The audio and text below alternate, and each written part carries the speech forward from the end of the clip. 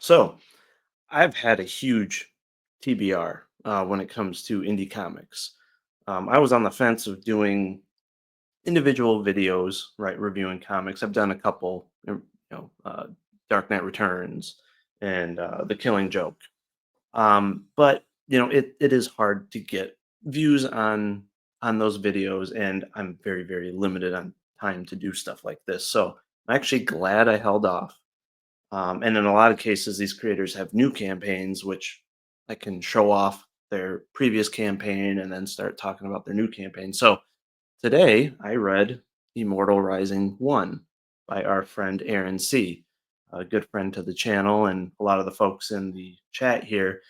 And this was a very underfunded project. I think he raised around 4,000 ish on Indiegogo initially about a year ago, and then he raised about I don't know 17 to $2,000 on Fund My Comic after he actually stood up to me or stood up for me when Eric July did a little bit of a dog pile on me on Twitter. So glad that that happened just because it gave him some well deserved sales. And right now he has his second installment of this series live on Fund My Comic. It might be live on Indiegogo as well, but he raised over 5,000 so far. But yeah, great book. See, I'm not typically a fan of manga or anime, um, with the exception of a few properties. But the art that Jose Garcia did in this and the storytelling that Aaron put forth was really well done. I mean, the art was extremely clean and eye popping. It had just a nice blend of Western comics and manga. For folks that are into D&D, Lord of the Rings, things of that nature, this is going to be up your alley. I highly recommend it. Every D&D nerd out there should be picking up this series, but just really vibrant colors. The storytelling was really easy to follow. There's a lot of good action, a lot of good humor dropped throughout the story as well. And it, even though, like most indies, right, it's not like 100 pages plus, he did a really good job introducing all the characters, different planets and worlds, and just really building up to a larger story arc. And so just really well done in regards to the storytelling there. And yeah, Jose has really unique artistic style. He's able to do the line art as well as coloring, which there's not a lot of folks that do that. Corey is, of course, one of those guys that does that, and that's why I picked him up. Just really talented, and so you know he's a guy that you don't hear enough about. And same with Corey, same with Joe Ball. He also has a very unique style that pulls in some manga influence. So, but yeah, you can just tell with the colors and the style here. It's just really nice, really detailed. The backgrounds are really pretty, and it after you read the dialogue and the word bubbles on the page, you wanted to take a couple seconds to check out all the background. There's also some space scenes as well, some awesome spaceships, and but yeah, just highly recommend that book. Also came with some awesome stickers and stuff like that. But yeah, let me pull up his campaign here on Fund My Comic here.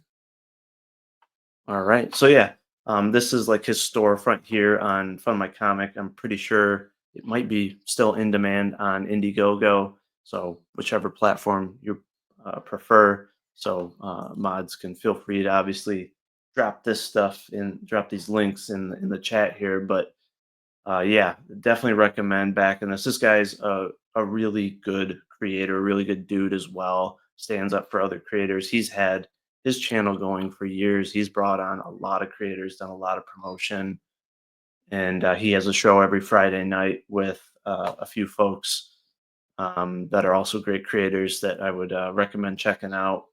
And yeah, feel free to check this out. But let's play his trailer real quick here.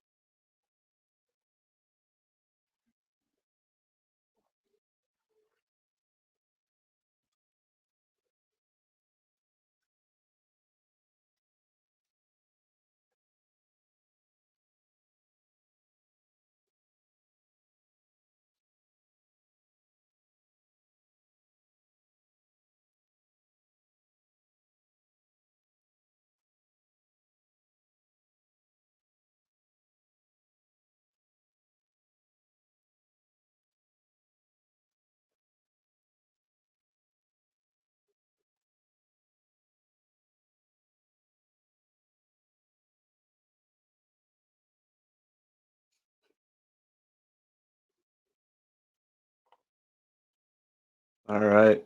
Yeah, sorry about the no noise. Like I said in the chat, newbie problems there with my first stream, but at least you got to see good representation of the art there. So fantastic art.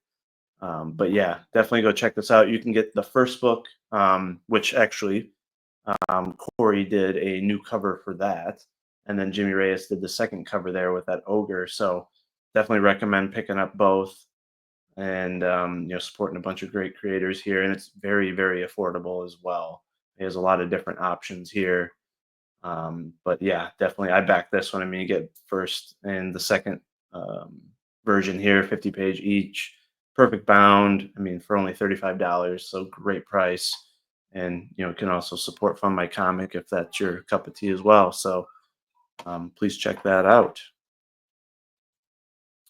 All right. And then the second thing that I would recommend currently would be The Accountant in regards to films. So, obviously, right now there's a lot of hubbub around the Superman movie coming out in 2025, and I'll cover that a little bit after this segment. But uh, highly recommend that folks check out The First Accountant, which came out, I think it was back in 2016. This was a film that back in 2016, I was just going to the movies constantly. There were so many movies coming out, whether they were, comic book movies between Marvel and DC, but also just movies like this, Arrival, Man from Uncle. And this was one that I was like, oh, Ben Affleck's in it. A huge fan of his work. So checked it out and absolutely loved it. Went and saw it probably 3 times in the theater because of that. And I watch it every year since then. Um, and yeah, just fantastic cast with Affleck, Simmons, John Bernthal's in it, and just a really good and unique vigilante film, but a unique vigilante. Um, very gritty in tone, but it has a really heartwarming story. Backstory for all the major characters, but it has some twists in it that you just absolutely would not expect, and they just really really drive home the story arc in that. And there's also some really unexpected but great humor in it. So that's a movie I highly recommend. It's one of the best stories I've seen in film. A lot of great action scenes, especially if you're into a lot of gun action. There's a ton of that. But that the second film comes out in April, I believe it's slated for. So definitely check that out. And then on the TV front, um, one that was kind of a dark horse for me was Tracker.